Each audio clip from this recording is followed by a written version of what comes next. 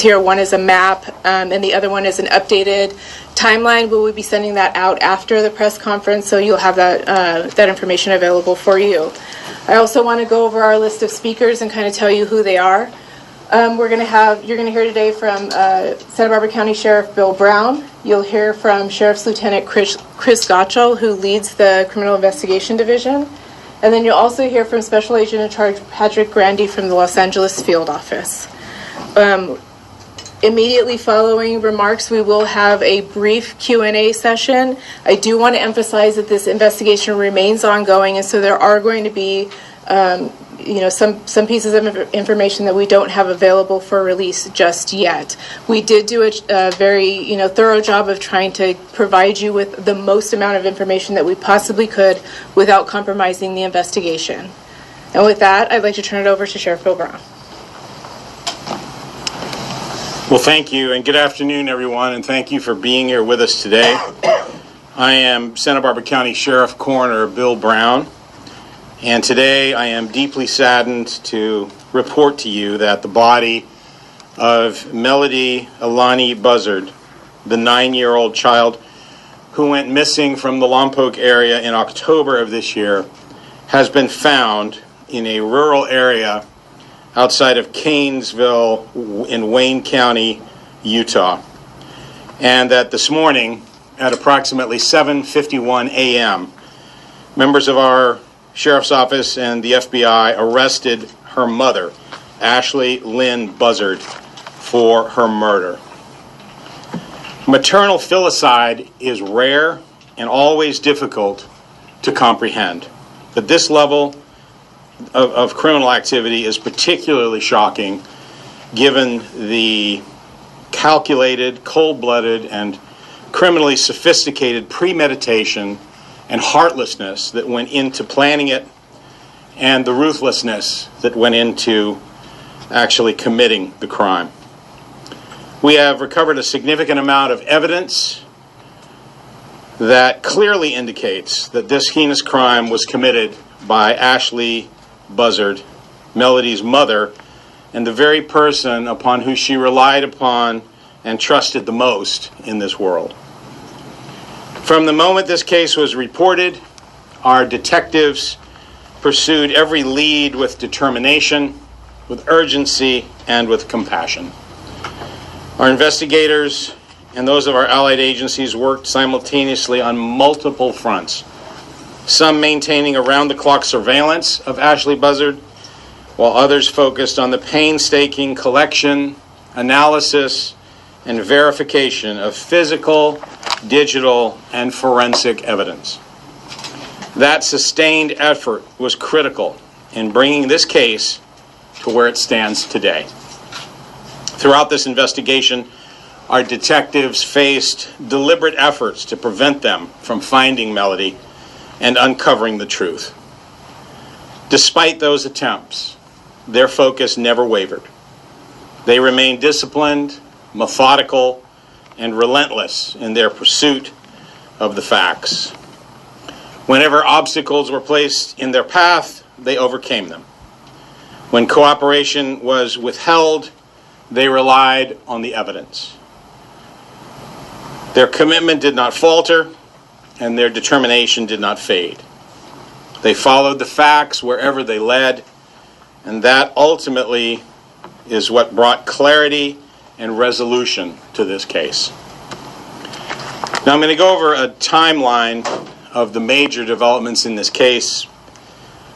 Before I do that, though, and before I walk through it, I want to thank in particular, and we'll go into some further detail of our allied agencies that helped us, but two in particular that I want to recognize at the start of this, and that is the Federal Bureau of Investigation, which has been with us throughout the investigation and has helped us not only in our regional area but also out of state.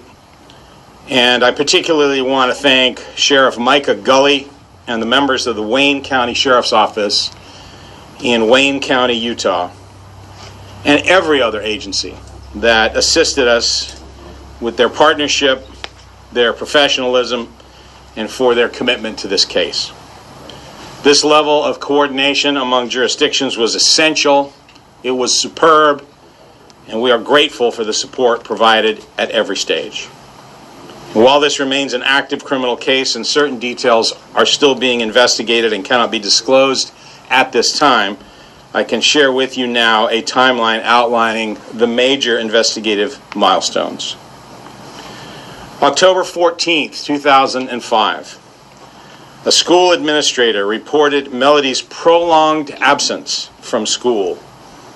Deputies responded to the family's residence in Lompoc, where her mother, Ashley Buzzard, was contacted.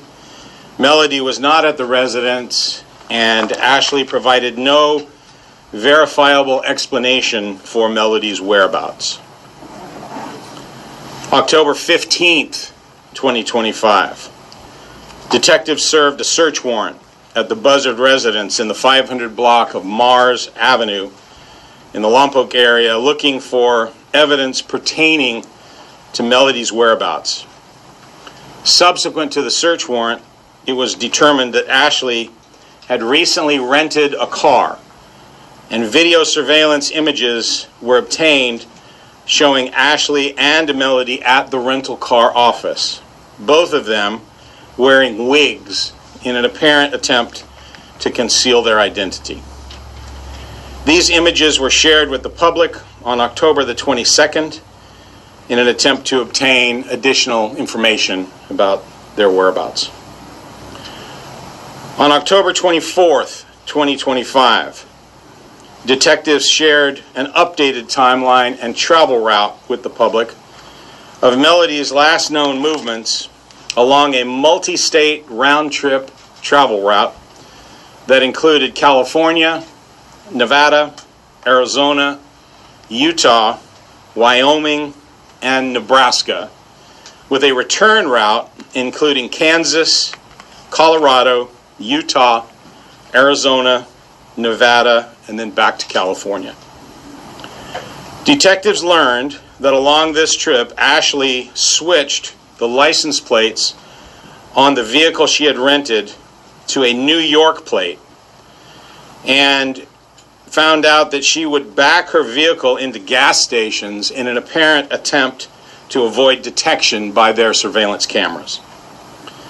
Melodee was last seen on video surveillance with Ashley on the Colorado side of the Colorado-Utah border on Thursday, October 9th, 2025. And detectives now believe that Melodee was murdered shortly after that stop.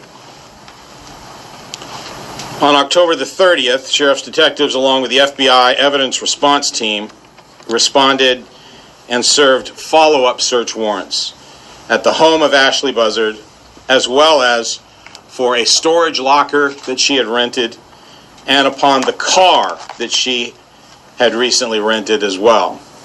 During the search of the Mars Avenue residence, an expended cartridge case was recovered. During the search of the vehicle, a live round of similar ammunition was located. Detectives submitted the expended cartridge case to the Bureau of Alcohol, Tobacco, Firearms, and Explosives for inclusion in their national database called NIBIN, the National Integrated Ballistic Information Network. December the 6th, 2025. Members of the Wayne County Sheriff's Office in Utah responded to a call from a man and a woman who were taking photos just off the 3300 block of East State Route 24 in a remote part of Wayne County, Utah. This couple had discovered the decomposed body of a deceased person off of the side adjacent to West Caneville Road. On December 8th, 2025, a member of the Wayne County Sheriff's Office notified the Santa Barbara County Sheriff's Office of the discovery of the unidentified found body. Although immediate identification of the deceased person was not possible, it was apparent that the decedent was a female who had died from gunshot wounds to the head. December 17th, 2025. The Bureau of Alcohol, Tobacco, Firearms, and Explosives examination of cartridge cases found at the Utah crime scene resulted in a NIBIN hit, linking them to the single cartridge case that was found at the Buzzard residence. On December 22nd, yesterday, the FBI Crime Lab notified our agency that DNA analysis had determined that the remains found in Utah were a familial DNA match to Ashley Buzzard. Today, December 23rd, 2025, members of the Santa Barbara Sheriff's Office and the FBI served search and arrest warrants at the Mars Avenue residence and arrested Ashley Lynn Buzzard for the murder of Melodee Buzzard. Ashley was taken into custody without incident, and she was booked at the Northern Branch Jail for first-degree murder, where she is currently being held without bail. While these developments represent important steps towards holding Ashley Buzzard accountable for the murder of her daughter, they do not diminish the profound loss that we are acknowledging today. Because this case is now moving through the court system, there are limits on what additional detail we can share publicly at this time. At this point, I'm going to ask Lieutenant Chris Gottschall